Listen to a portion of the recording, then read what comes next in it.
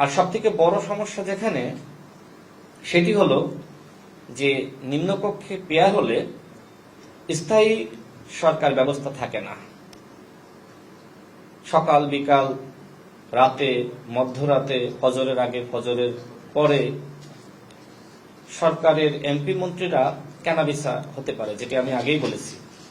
যে কারণে স্থায়ী সরকার ব্যবস্থা যেহেতু থাকে না, সেহেতু আসলে নিম্নকক্ষে পেয়ার অত্যন্ত বিপজ্জনক। এবং বাংলাদেশকে নিয়ে ভারতের তো গভীর চক্রান্ত আছে, আওয়ামী লীগের চক্রান্ত থাকবেই। যদি এই নিম্নকক্ষে পেয়ারের বন্দোবস্ত হয়, তো সেক্ষেত্রে এমপি টাকা পয়সা দিয়ে কেনাবেচার ক্ষেত্রে সব থেকে বেশি কাজ করবে আওয়ামী লীগ, এবং আমাদের প্রতিবেশী রাষ্ট্র ভারত, তারাও তো এই চক্রান্তে লিপ্ত হবে। সুতরাং যেহেতু নিম্নকক্ষে পেয়ারের মাধ্যমে স্থায়ী সরকার ব্যবস্থা থাকে না, সেক্ষেত্রে বাংলাদেশের যে বর্তমান ব্যবস্থা, আমার কাছে মনে হয় না যে এই ব্যবস্থায় নিম্নকক্ষে পেয়ার বাস্তবসম্মত।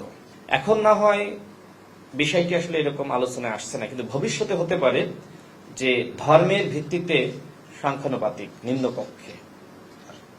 যদিও এখন সন্দেহ সংশয় আছে যে আমাদের দেশের যারা সংখ্যালঘু, তারা যদি সিদ্ধান্ত নেয় যে তারা একটি দল গঠন করবে, যেমন আমাদের দেশের যারা মুসলমান, তাদের অনেকের ইসলামিক দল আছে, ঠিক হিন্দুরা যদি এই ধরনের একটি সিদ্ধান্ত নেয়, নিতেই পারে। যেহেতু ইসলামিক দল আছে, সুতরাং হিন্দুদের দল থাকতেই পারে।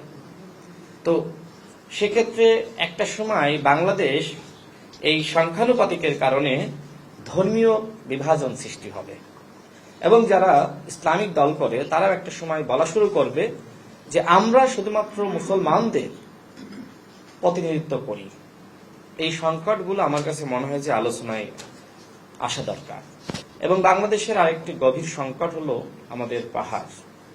পাহাড়কে নিয়ে সবসময় ভারত এক ধরনের চক্রান্ত করেছে, এবং পাহাড়কে আমাদের থেকে আলাদা করা এই চক্রান্ত আছে।